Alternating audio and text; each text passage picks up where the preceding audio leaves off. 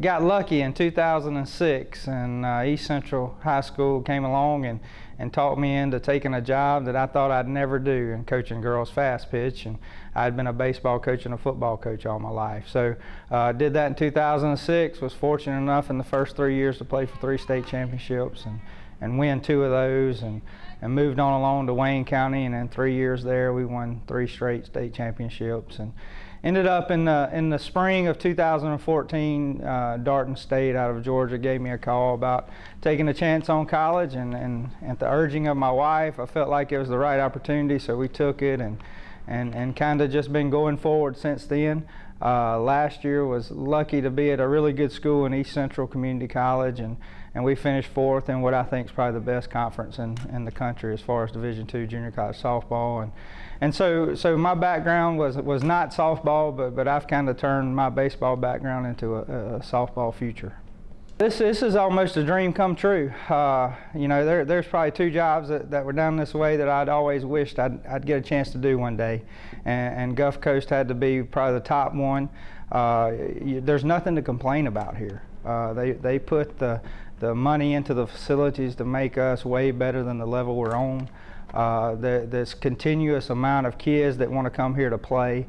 It's a great academic institution. It gives kids lots of choices in the directions they want to go. And again, our facilities there may be some as good, but I don't know if there's anybody that's got anything better than we do. And so it's just an easy place to recruit. My family's in this area. I'm 20 minutes from my mom now. My sister's in this same town. I'm only 45 minutes from my dad. So just lots of good things that are for us here as a family, and also helps us do the job that we do every day. A lot tougher than I thought we would be, and I'm speaking mentally and physically. This group is probably working as hard or harder than any group I've ever had, and that's in the weight room and with the conditioning part, and just competing every day at practice.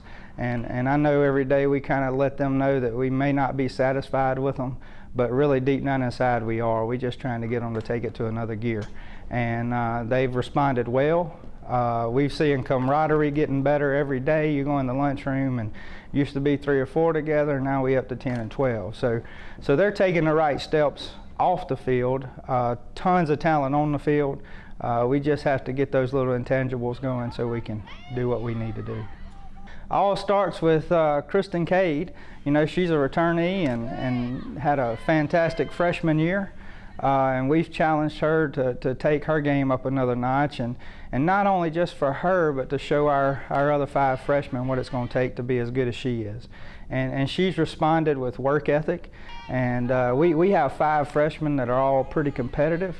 Amaya Stevens and Lacey Knight are 2 freshmen that can make a big impact for us this year in the circle, and Katie Mitchell is a 3rd one that's working hard, that's getting better. She won 2 state championships in high school, so she knows how to win. And so we're counting on those 3 in the circle to help Kristen. And I feel like Kristen's really wanting to make a statement and impact this year. Kayla Cade, luckily for us, is the twin of Kristen. And they're starting to get so good together that I really think they blink their eyes and call a pitch. And so that's a good thing. Bree Shores is going to be our backup catcher in case something goes with Kayla, and she'll get some innings just to give Kayla some rest throughout the season. So, and Kayla was fantastic against Ole Miss, throwing out runners, which caught us kind of surprisingly, since you know, they got some kids that can run pretty fast. So she had a good day behind the plate, and she's steadily picking up on her offense production too. Starts at shortstop with a freshman by the name of Rakia Travis. She has a chance to be that one-in-a-lifetime player. The ability's there. We're working on some of the extra work stuff that if she ever buys into, she's going to make a name for herself somewhere else. Bree Shores going to be steady at 3rd and shortstop. And then, you know, Marche Hunt has a chance to be a special player for us this year too. She's really been working extremely hard. She's becoming a great leader, and her production is starting to get better and better every time she gets out on the field. So we feel like those 3 have a chance to be really special, and we're going to let them see what they can do. We got Jen Perkins, a transfer from LSUE, who won the national championship last year, and she started 43 of their games, so she's got great experience. She's got a chance to be a really good second baseman, a great left-handed hitter, and her intangibles off the field as a leader are the best that we have, and she's kind of come in trying to make friends fast so she can be that leader for us away from the field as well. Alexis Laughlin and Caroline Moore have been really good contributors this year for the outfield. Kenzie Nichols has a chance to make an impact because she has a very strong arm, and she's working hard at practice. She's just got to fix a couple other little things, and she's got a chance to be a great outfielder for us too this spring. Amber brings a level of excitement that's second to none. Amber is relentless as a worker.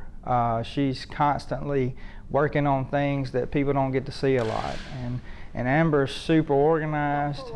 She's always willing to do whatever we ask her to do.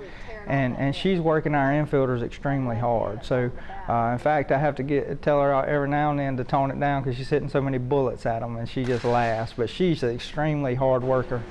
She's loyal, and I couldn't ask for a better assistant. Danielle Barton, you know, for our pitchers and catchers has been extremely influential, not only in the circle, but she's helping a lot of them outside the circle in life. And her work ethic, her organization that she brings every day is kind of unreal to me. She's ready every day to go. Those kids have been working extremely hard, and the production's getting better and better. And I couldn't be more proud of both assistant coaches that I've been blessed to have. It makes my job a whole lot more easier and a whole lot more enjoyable.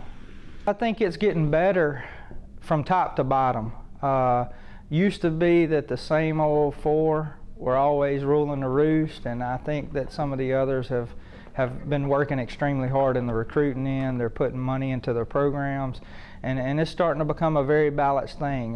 You know, last year was the first time that a winning record didn't get into the state tournament. So it's coming to where it's going to get tougher and tougher, which that's the reason we're playing such a non-conference schedule that's so tough with Northwest Florida States and all those LSUE twice and all those things, trying to get us ready for that 28-game schedule. And you know, I think Jones is going to be great again. I think Itawamba is going to be great again.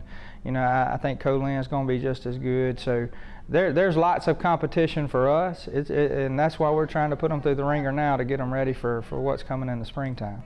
I think that we're going to be really good. Our offense is slowly getting better and better. We know how good our pitching is going to be, and once we get a little bit better on defense, we got a chance to make a special season out of this. Coach Long did a great job of bringing in some great kids to help us as freshmen, and he retained quite a good group of sophomores.